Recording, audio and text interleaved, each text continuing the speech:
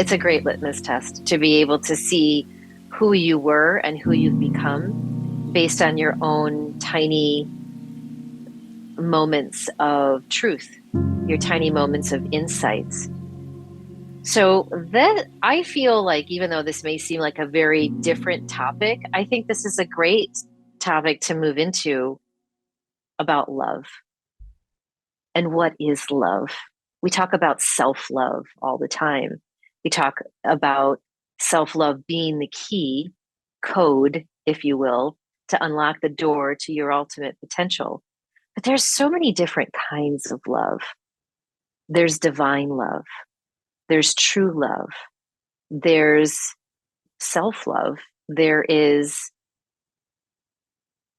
I don't know. I mean, I think there could be love in another person that isn't necessarily true love. How do we love our environment? How do we love Gaia? How do we love our child is different than finding someone that ignites our heart in love. Romantic love, essentially, or I feel like it's infinite. You could literally create endless variations of love, right? It's the most abundant thing in the universe. It is all things. There is nothing really but love. And when we deny ourselves of love, we actually are sitting in the space of of fear. And fear is a vein that has multiple different things, right? Fear is a vein that has insecurity and judgment and anger and resentment and um, just negative thoughts. But love is freedom, it's sovereignty, it's connection, it's divine. And it also works on so many levels when we are in love with life, with another, with our world. You don't really hear too many people talking about loving the world. They want to talk about all the things that aren't going well. But when we can really amplify love, and I think that it ignites through, for me, it ignites through romantic love.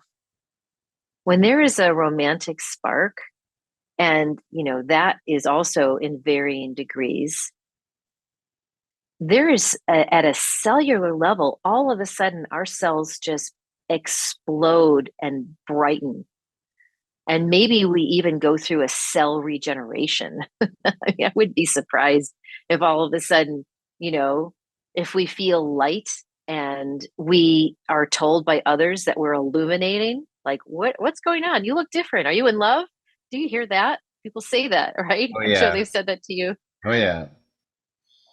Yeah, and it's been really interesting because right now, romantic love has always ignited me. I think that's been ever since I've been an adult, basically something that has always worked in terms of igniting me. I've always been a romantic person. I think that's why I love the Mediterranean, the romantic languages.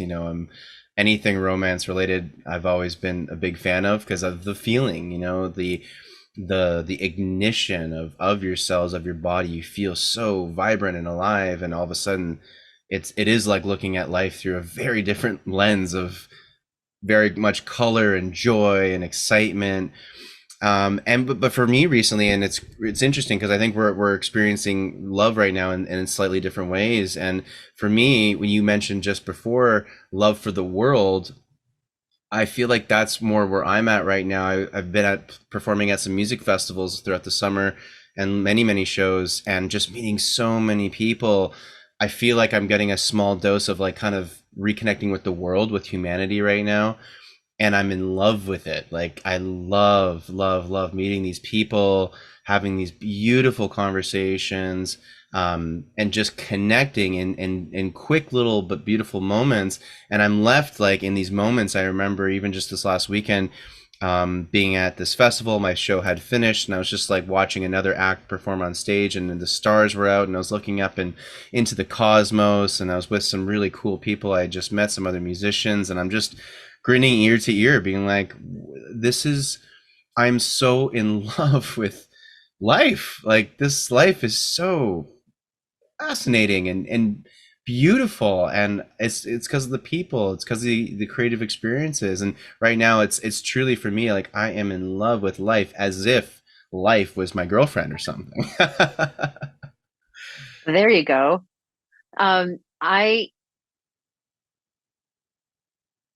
I feel the same, Chris. We have been blessed enough to get some responses from you, listener. And some people have just left the most beautiful, gracious, thoughtful, kind blessings for us as fuel to keep going.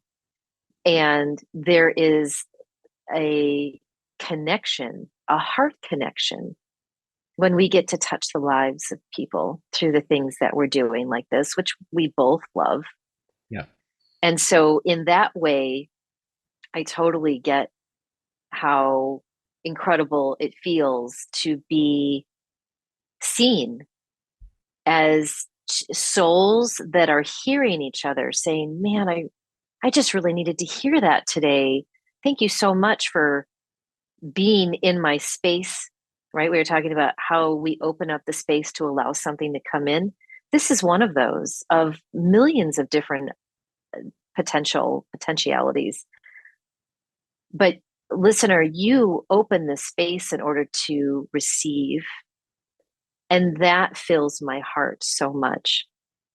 And yet there is this incredible juiciness of love that happens when you meet someone who ignites everything inside of you. And I don't want to say this, Chris, but I am also kind of just a romantic, and I can get swept. And I know we talked about this a Me little too. bit before. It's like, I don't want to get swept anymore. Like, I want to be grounded in this, and yet allow for, I keep on thinking, I keep on having this vision of the tarot cards, and the one is like the Ace of Pentacles. And I've got a couple of decks, and it's like the ace is huge, and it's like there's like like it's like very divine. And so that's how I feel like romantic love can be. But then there is this moment where it then separates. It's not necessarily the person, but the person kind of ignites something for you.